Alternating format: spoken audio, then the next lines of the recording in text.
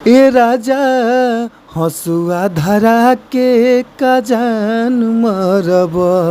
ए राजा जी हसुआ धरा के का जान मरब। जी हाँ ए भैया, तो आप सब कैसन बनी जाए भैया। और आशा ना बल्कि विश्वास बा कि आप लोग मस्त होखब जा, खुश होखब जा, स्वस्थ होखब जा, तंदुरुस्त होखब जा। और हम बानी आप सबके भोजपुरी गायक व गीतकार नीतीश सिंह। और रउआ सबके प्रणाम करतनी ए भैया। आप लोग आपन आशीर्वाद हमरा ऊपर बनौले रही जाए भैया।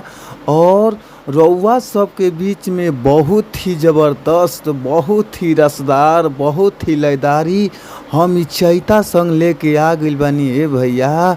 और आशा ना बल्कि विश्वास बा कि लयदारी चैता संग रउआ सब अच्छा से म्यूजिक बनवा के अगर रउआ सब अच्छा से स्टूडियो में गा देतनी तो हमरा पूरा ही भरोसा नहीं, पूरा विश्वास बा, पूरा आस बाटे कि रउआ सब के ई सॉन्ग जरूर बाजी ए भैया। और रउआ सब अगर अच्छा गावतानी, अच्छा बजावतानी, फिर भी रउआ सबके अच्छा मैटर, अच्छा गाना नइखे मिल पावत तो रउआ सबके घबराइला के ज़रूरत नइखे ए भैया। अच्छा मैटर पावे खातिर हमारी यूट्यूब चैनल के सब्सक्राइब कली, जौना यूट्यूब चैनल के नाम बाटे भोजपुरी संगीत लिरिक्स। तो आप लोग हमारी यूट्यूब चैनल के सब्सक्राइब करके घंटी के बेल आइकन दबा लीजिए भैया। काहे से कि इस चैनल के माध्यम से बहुत ही अच्छा सॉन्ग हम लेके आवत रहिला। तो आप लोग हमारी यूट्यूब चैनल के ज़रूर सब्सक्राइब कर ली, घंटी के बेल आइकन दबा ली। तो आई जा हमनी के चलल जाओ अपन गाना के मुखड़ा के ओर। गाना के बोल का बाटे तो आई जा सुनी जा कौना भाव में कैसे कहे के बाटे। और ये पति पत्नी के चैता मैटर बा ए भैया।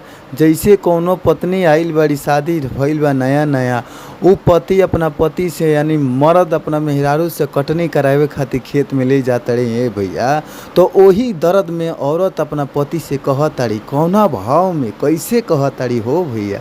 कहे के भाव बाटे सुनी जा।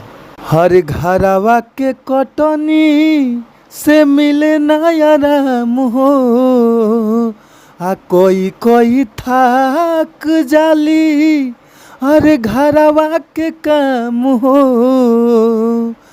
अरे घरवा के कटनी से मिले नया राम हो, अरे कोई थाक जाली घरवा के काम हो। गोता जवानी जियान करब ए राजा, हसुआ धरा के हमर जान मरब। ए राजा जी हसुआ धरा के हमर जान मरब।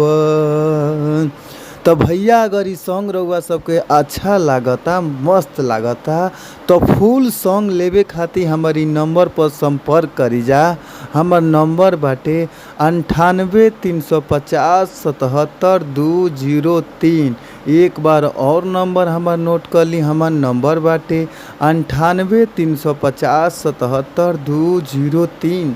तो आप लोग हमार नंबर पर संपर्क करके और रउआ सबके बहुत ही कम से कम चार्ज में सॉन्ग मिल जाई।